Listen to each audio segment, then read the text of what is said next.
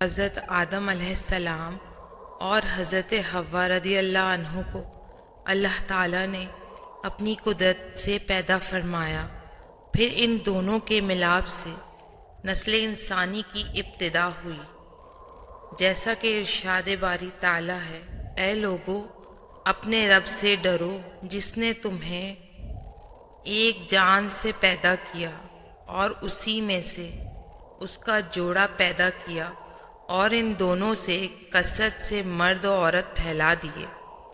منقول ہے کہ حضرت حوا رضی اللہ عنہا 20 یا 40 مرتبہ حضرت آدم علیہ السلام سے حاملہ ہوئیں۔ ہر حمل میں 2 بچے پیدا ہوئے، ایک لڑکا اور ایک لڑکی۔ جب یہ جوان ہو جاتے تو حضرت آدم علیہ السلام ایک حمل کے لڑکے کا دوسرے حمل کی لڑکی کے ساتھ نکاح فرما دیا کرتے تھے۔ ایک تو یہ اللہ تعالیٰ کی طرف سے حکم تھا، اور دوسرا یہ تھا کہ انسان صرف حضرت آدم علیہ السلام کی اولاد میں سے ہی ہونے تھے، کسی اور جنس سے نہیں۔ تو ایک دوسرے کے ساتھ نکاح کرنے کے علاوہ اور کوئی صورت ہی نہ تھی۔ انہی اولاد میں قابیل اور حابیل 2 لڑکے تھے، جن کے ساتھ ایک لڑکی بھی پیدا ہوئی۔ قابیل کے ساتھ جو لڑکی پیدا ہوئی وہ بہت خوبصورت تھی اور اس کا نام اقلیمہ تھا، جبکہ حابیل کے ساتھ پیدا ہونے والی لڑکی لیوزا کم خوبصورت تھی۔ جب حضرت آدم علیہ السلام نے شرعی دستور کے مطابق قابیل کا نکاح لیوزا سے اور حابیل کا اقلیمہ سے کرنا چاہا تو قابیل اس پر راضی نہ ہوا اور مطالبہ کیا کہ میرا نکاح اقلیمہ کے ساتھ ہی کیا جائے۔ حضرت آدم علیہ السلام نے اس سے فرمایا: اقلیمہ تیرے ساتھ پیدا ہوئی ہے، لہٰذا وہ تیری بہن ہے، اس کے ساتھ تیرا نکاح حلال نہیں۔ قابیل کہنے لگا: یہ تو آپ کی رائے ہے، اللہ تعالیٰ نے یہ حکم نہیں دیا۔ اس پر آپ علیہ السلام نے فرمایا: اگر تم یہ سمجھتے ہو تو تم دونوں اپنی قربانیاں پیش کرو، جس کی قربانی قبول ہو گئی وہ اقلیمہ کا حقدار ہوگا۔ اس زمانے میں قربانی قبول ہونے کی یہ علامت ہوتی کہ آسمان سے ایک آگ اتر کر اسے کھا جاتی تھی۔ قابیل کھیتی باڑی کا کام کرتا تھا اور حابیل بکریاں چراتے تھے۔ قابیل ہلکی قسم کی گندم کا ایک ڈھیر قربانی کے طور پر لایا، جبکہ حابیل نے رضائے الہی کے لیے ایک عمدہ قسم کی بکری قربانی کے لیے پیش کی۔ پھر گندم اور بکری کو پہاڑ پر رکھ دیا گیا۔ اس کے بعد حضرت آدم علیہ السلام نے دعا فرمائی تو آسمان سے آگ نازل ہوئی اور اس نے حابیل کی قربانی کو لے لیا اور قابیل کی گندم کو چھوڑ دیا۔ یوں حابیل کی قربانی قبول ہو گئی اور یہی اقلیمہ کے حقدار قرار پائے۔ حابیل کی قربانی قبول ہونے پر قابیل کے دل میں بغض و حسد پیدا ہوا، اور جب حضرت آدم علیہ السلام حج کے لیے مکہ مکرمہ تشریف لے گئے تو قابیل نے حابیل سے کہا: میں تجھے قتل کر دوں گا۔ حابیل نے کہا: کیوں؟ قابیل نے کہا: اس لیے کہ تیری قربانی مقبول ہوئی اور میری قبول نہ ہوئی، اور اس طرح تو اقلیمہ کا مستحق ٹھہرا، لیکن اس میں میری ذلت ہے۔ حابیل نے جواب دیا کہ اللہ تعالیٰ صرف ڈرنے والوں کی قربانی قبول فرماتا ہے۔ حابیل کے اس قول کا یہ مطلب تھا کہ قربانی کو قبول کرنا اللہ کا کام ہے، وہ متقی لوگوں کی قربانی قبول فرماتا ہے۔ تو متقی ہوتا تو تیری قربانی قبول ہوتی۔ اب اگر تیری قربانی قبول نہیں ہوئی تو یہ خود تیرے افعال کا نتیجہ ہے، اس میں میرا کیا قصور؟ اگر تو مجھے قتل کرنے کے لیے میری طرف ہاتھ بڑھائے گا تو میں تجھے قتل کرنے کے لیے ایسا نہیں کروں گا، کیونکہ میں نہیں چاہتا کہ میری طرف سے ابتدا ہو، حالانکہ میں تجھ سے قوی و توانا ہوں۔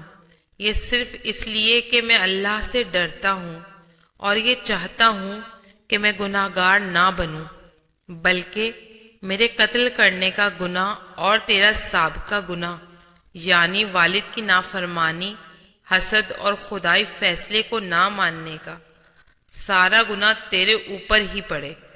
قرآن کریم میں حکایت کا یہ حصہ ان الفاظ کے ساتھ بیان کیا گیا۔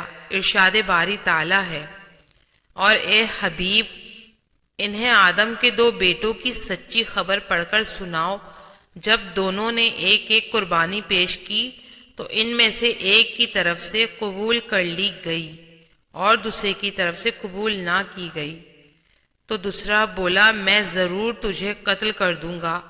پہلے نے کہا اللہ صرف ڈرنے والوں سے قبول فرماتا ہے، بے شک اگر تو مجھے قتل کرنے کے لیے میری طرف اپنا ہاتھ بڑھائے گا تو میں تجھے قتل کرنے کے لیے اپنا ہاتھ تیری طرف نہیں بڑھاؤں گا۔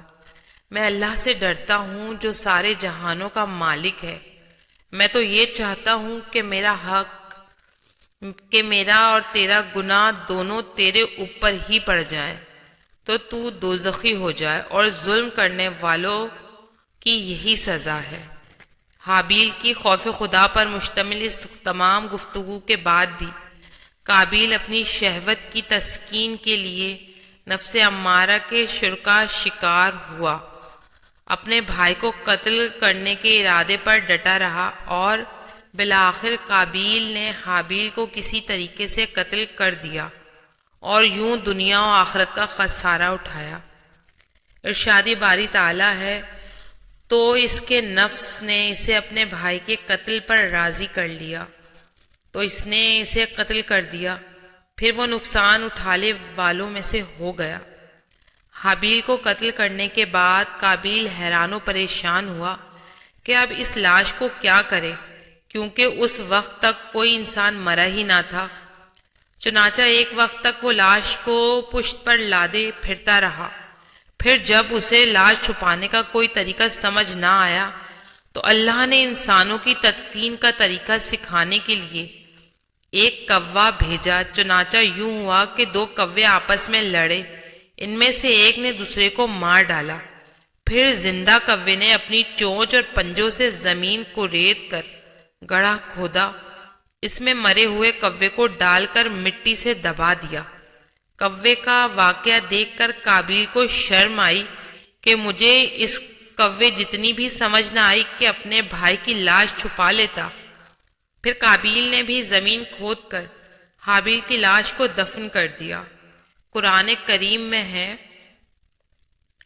پھر اللہ نے ایک کوے کو بھیجا جو زمین کورید رہا تھا تاکہ وہ اسے دکھا دے کہ وہ اپنے بھائی کی لاش کیسے چھپائے۔ کوے کا واقعہ دیکھ کر قاتل نے کہا ہائے افسوس، میں اس کوے جیسا بھی نہ ہو سکا کہ اپنے بھائی کی لاش چھپا لیتا، تو وہ پچھتانے والوں میں سے ہو گیا۔ حابیل کو قتل کرنے کے بعد قابیل کا بہت برا حال ہوا۔ چنانچہ امام مجاہد رحمہ اللہ سے مروی ہے کہ جب قابیل نے اپنے بھائی کو قتل کر دیا تو اسی دن سے اللہ تعالیٰ نے اس کا ایک پاؤں پنڈلی سمیت اس کی ران کے ساتھ ملا دیا، اور یہ قیامت تک یوں ہی ملا رہے گا۔ اس کا چہرہ سورج کی طرف کر دیا کہ جس طرف سورج گھومتا اسی طرف اس کا چہرہ گھوم جاتا تھا۔ اور حضرت عبد الرحمن بن فضالہ رحمۃ اللہ علیہ سے مروی ہے کہ جب قابیل نے حابیل کو قتل کر دیا تو اللہ تعالیٰ نے اس کی عقل زائل اور دل میں سمجھنے کی صلاحیت ختم کر دی۔ یہ اسی طرح رہا یہاں تک کہ مر گیا۔